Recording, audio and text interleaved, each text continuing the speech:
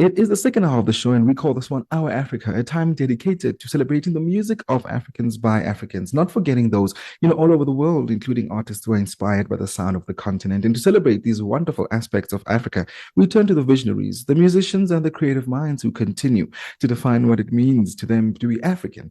And in this hour, we gather on these voices as they tell us tales of these experiences. Now, the Mbira, also known as the mbila, sansa, kilembe, likembe, dipela, or the thumb piano, is an ancient musical instrument closely associated with the natural landscape in which the Shona people of Zimbabwe come from.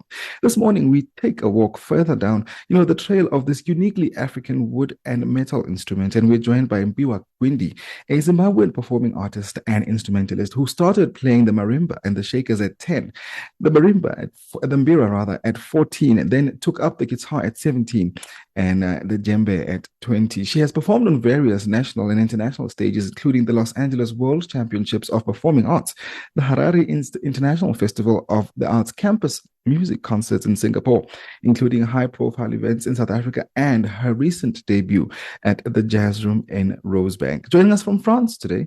Good morning. Welcome to the K-Jazz Show. Hello. Thank you so much for having me, Ngwako, and thank you so much for that lovely introduction. As said, my name is Mpiwa, and I'm a Zimbabwean musical, performing, recording artist, just a creative in general.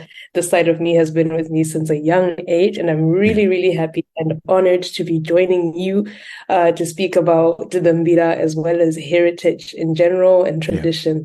Absolutely. Thank you for joining us. You and I recently met, and it was moments before you performed for an audience at the Jazz Room. Take us back to that night. How was the nerves? Because when I met you, you were quite chilled. I was like, this one is not nervous. This one.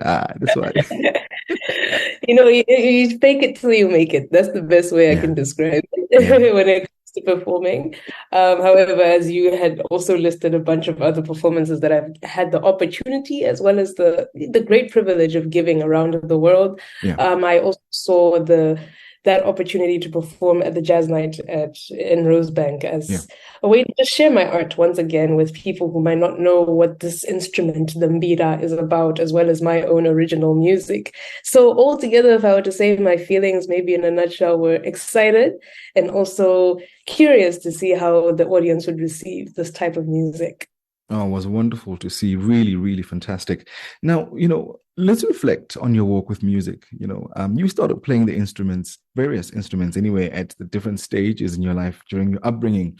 What was it about music that kept you coming back? I wonder what it is, honestly, and I usually laugh about it. I say I was collecting instruments like Pokemon, so that's what I usually say to people. But I think the overall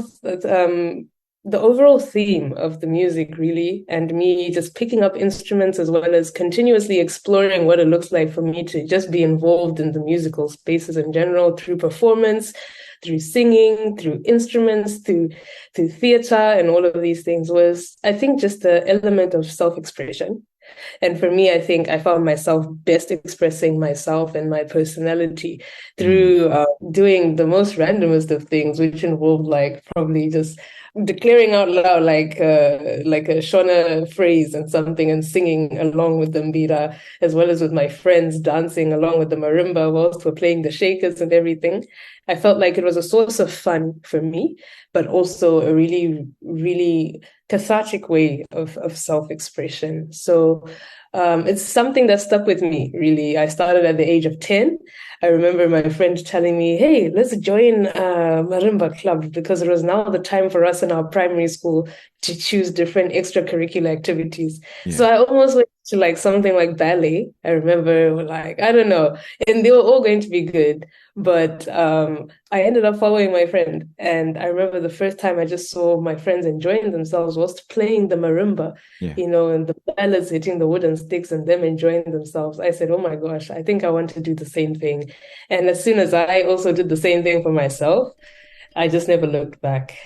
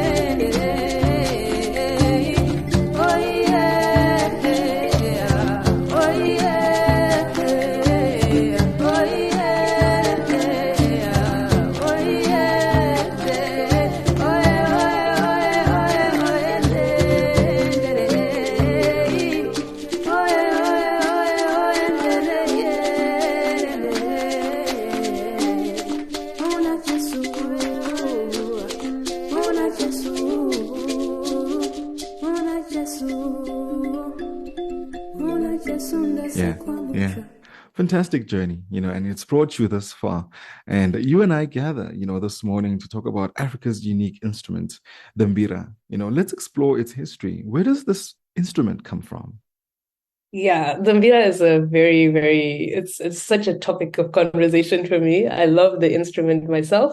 I love the fact that it's rich in history, firstly, like almost over, let's just say over 600 years. People usually say 600 years of history in the Mbira. However, I want to just say over that because 600 years is just starting to be recorded. But then before that, I'm sure there was some stuff that were orally passed down that were not even recorded, about this Yeah, instrument. yeah, So let's absolutely. say, yes, yeah, let's just say at least 600 years of history. And then also on top of that, I also have a personal journey with the instrument myself. So yeah, as you know, the Mbira instrument is of Zimbabwean origin. And there's so many variations that have come out of it. And they've gone all over the world. I feel like most people nowadays, especially in the Western world, might recognize a version of the Mbira as Yeah, the kilembe, usually people talk about the 15 key thing or the 10 key thing, and they usually play it in the woods, and it sounds like bells, and it's very calming and very like mystical. Someone has once described it as mystical, and that instrument in itself is very well known to like produce that type of thing. So it's a lamellophone, and there's so many types of mbiras. Even me, I cannot name them myself.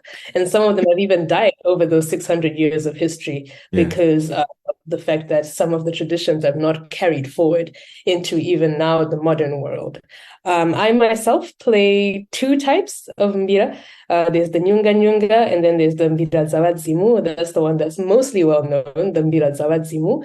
The nyunga nyunga is the 15 key one. That's usually the easier one. People usually play that. That's the one I started with when I was 10 years old. Yeah. Uh, and then the 22 to 25 key is the Mbira Zawadzimo.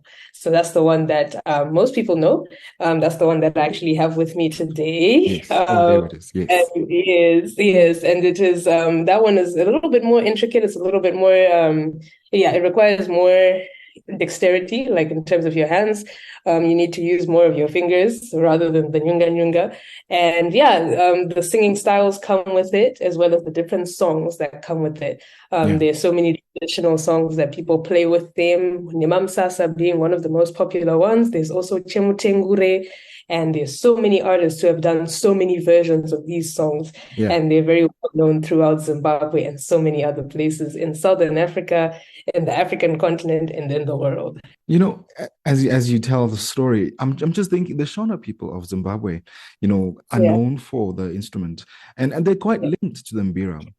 Let's talk Yeah. about their history there. Yeah. So it's pretty controversial. It involves let's just say it involves not just, unfortunately, as we know, the colonial history of our African countries, right? It Yeah. involves not just our culture, but also how outsiders, i.e., in this case, the colonizers, have perceived our culture, and how that in turn has also influenced the way we perceive our own culture, especially in modern day Yeah. times. Yeah. So when it comes to the matter of the history, well, firstly, we have to address what exactly is the mbira and what was it used for, in the past. And the mbira is, as we know, it's a very beautiful sounding instrument. And the traditional times, during the older times, it was used during a ceremony that's called the mbira. So Mbira is spelled Mbira, and then Mhm. the ceremony that was used is the same spelling but without the M at the beginning. So it's called the Mbira. And there's someone who was appointed there, a very gifted person who plays this instrument, who will be appointed to come and perform and to play this instrument for everybody at the ceremony that's called the Mbira. And the Mbira is a ceremony where people want to come and hear from the ancestors. So this is just a general like African traditional religion or like, yeah, just a tradition that was used in most Southern African spaces as well as Bantu spaces, where where chiefs would want to hear from their ancestors or people who are gone or people who they perceive as elders about how to go forward in terms of governing the land, in terms of governing the people.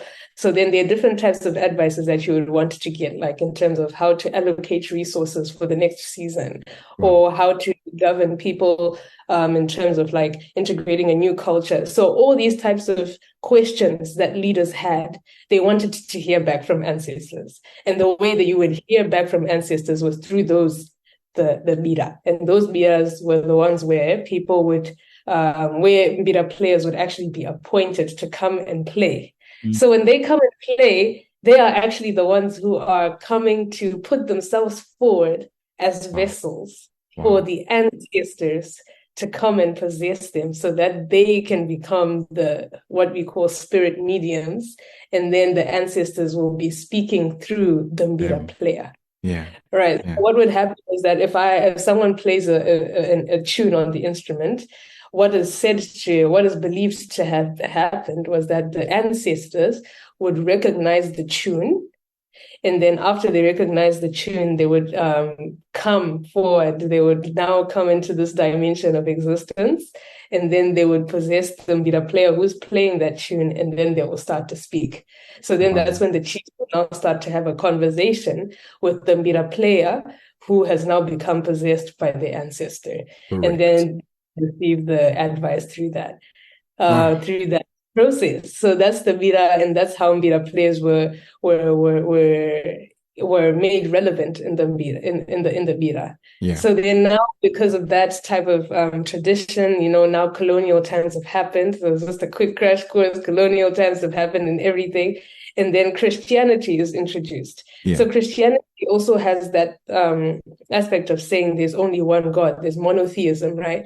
So then in this thing of perceiving like ancestry as well as seeing like people who are dead, people who are passed away as kind of like gods or people that you can bring back to life, that is viewed on negatively by Christianity as well as the colonizer.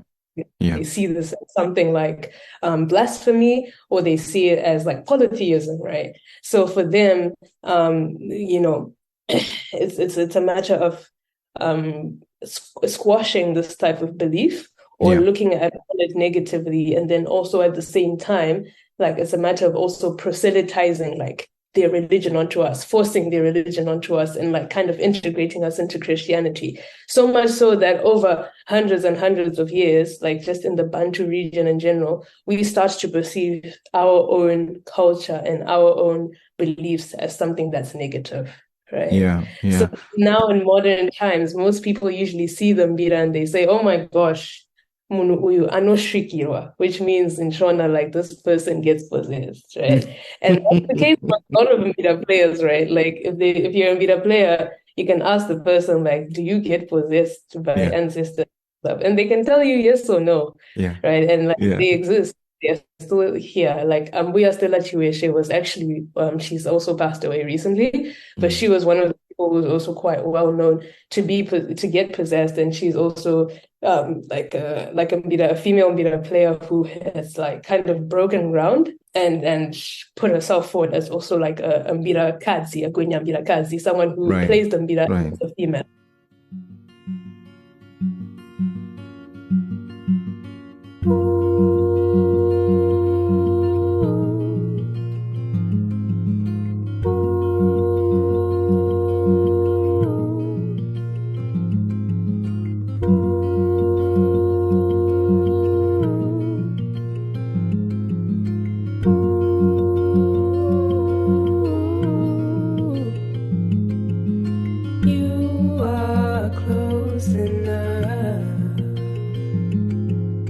Feel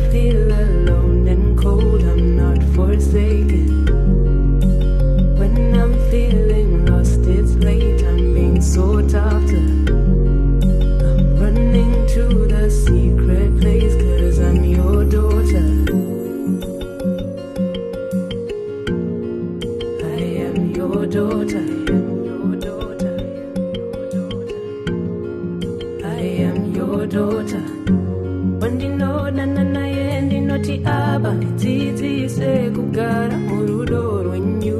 You take my hand, you walk me through the old and new. Cause wandinoda nanaye ndinoti abandidzidzise kugara murudo rwenyu. You take my hand, you walk me through the old and new. Cause wandinoda nanaye ndinoti abandidzidzise kugara murudo rwenyu. You take my hand, you walk me through the old and new. Cause wandinoda nanaye ndinoti abandidzidzise kugara murudo rwenyu.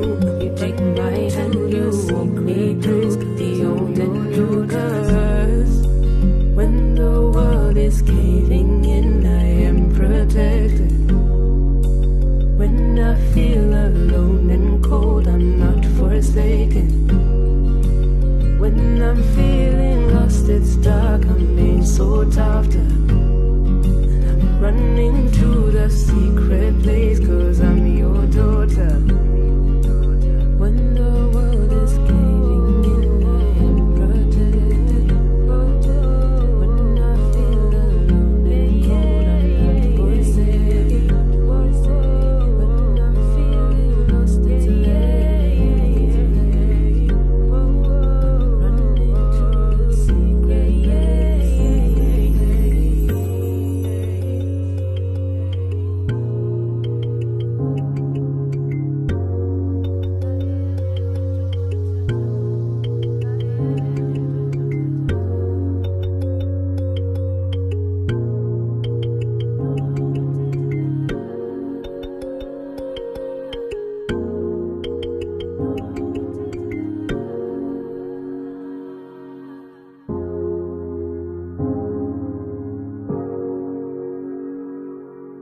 very colorful, very vibrant, and very African too, with all those intricacies. And you mentioned, that, in a previous conversation, and you've just tapped on it again now, that women, were not allowed to play the Mbira publicly. I'm interested to find out why that was. Yeah, it's quite interesting actually. So, at least from a little bit of my research as well, I have learned that the first female mbila player to actually ever play was Beulah, Beulah Jiboko, a Zimbabwean Shona mbila player. And I think the main thing that I picked up from the entire perception of females being able to play the instrument was confidence, right? So it's a matter of confidence, and then it's also a matter of tradition. Traditionally, the people who have been known to have dexterity in general are men, right? When it comes to the matters of building, when it comes to the matters of leading people, when it comes to the matters of mobilizing cultures, of mobilizing people to create something, a society, to create a community, it's always been something that is quite male dominated, right? Especially in our culture, in our tradition, even to date, we still view most of our families as male-led. So there's a lot of patrilineal influence and all of that. So quite similarly, when it comes to the matters of skill, when it comes to the matters of creativity, I feel like most of the time it was actually men who were dominating that space. Yeah. So when they would have females coming to demonstrate the same type of ability, females were also known to be the ones who should be leading the household and taking care of the children, right? They already have their set duties and everything. Yeah. When they come and they want to dominate a space that is already known to be quite well done by men, it's already like, wait, no, we're not that confident that you will do something as great as a man will. So when Mpiwa Gwindi did that, I think she kind of she paved ground for so many others to do the same thing. Mm-hmm. Like Mpiwa Stella Chiweshe as well. And there's the more recent people like Chioniso Maraire. Both of these people are late, but nowadays, people who are still alive, there's Hope Masike. And yeah, there's just so many other Mbira players who are kind of now mixing it into the modern space. Yeah. But altogether, I want to say there's something deep about women not playing, but it's really about that whole thing about patriarchy and patrilineal societies. Oh man, Kofifi FM. We're spending time with vocalist and multi-instrumentalist Mpiwa Gwindi this Sunday, exploring the story of the Mbira, including her walk with music. Now, there is a dance Mpiwa, in Zimbabwe known as the Mbira dance. What is the significance of this dance, by the way? The Mbira dance, it's not, yeah, I guess it's something that's, yeah, it's part of the traditional dance altogether that comes with like with traditional instruments in Zimbabwe. So then in addition to marimba, when you play the marimba and then you play ngoma, which is the drums, like the djembe is kind of like the West African equivalent. Yeah. The ngoma, as well as the hosho, which is the shakers.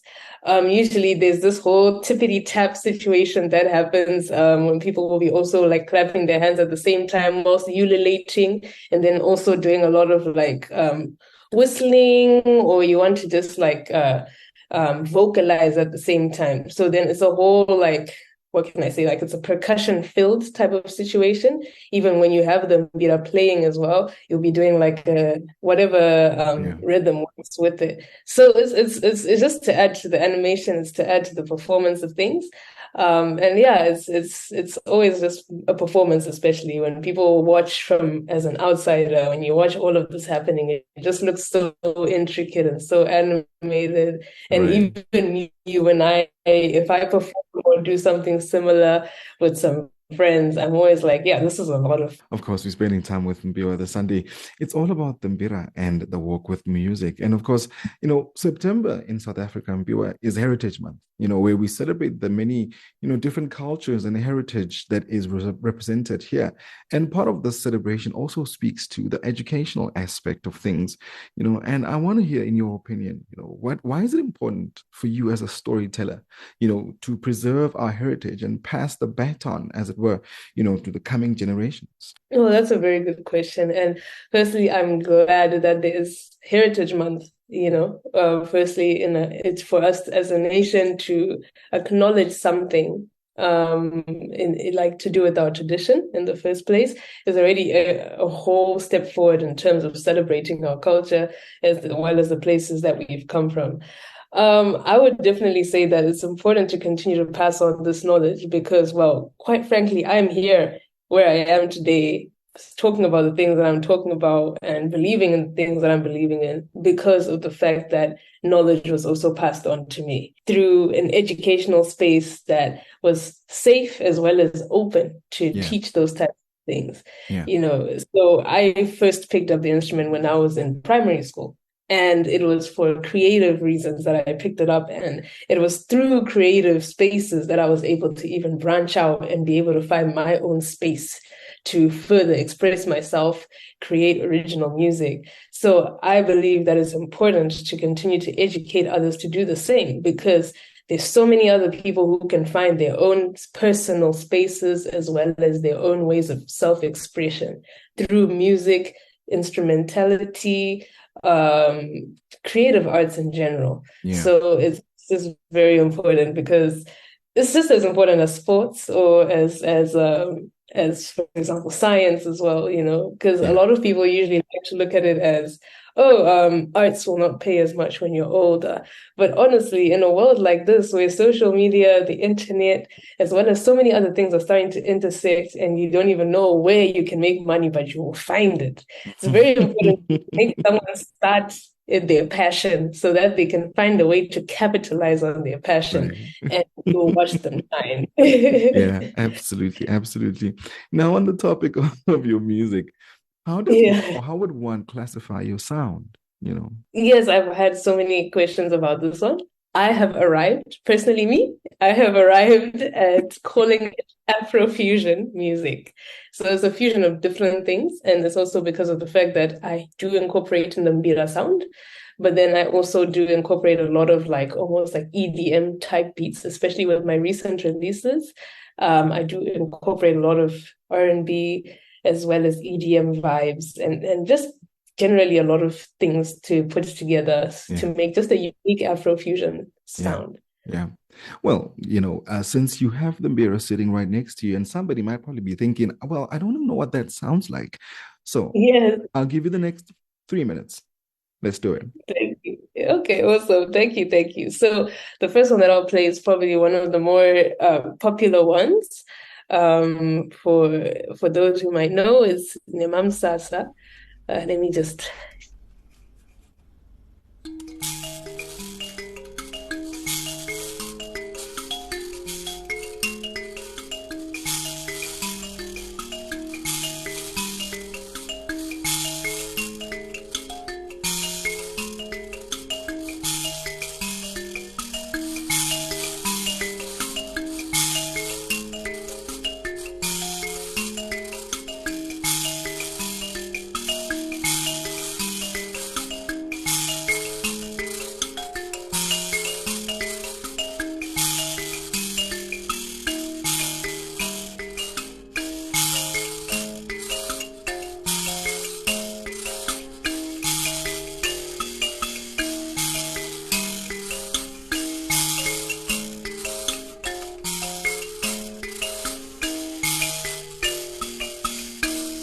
Hey. Hey, I love that. I love that.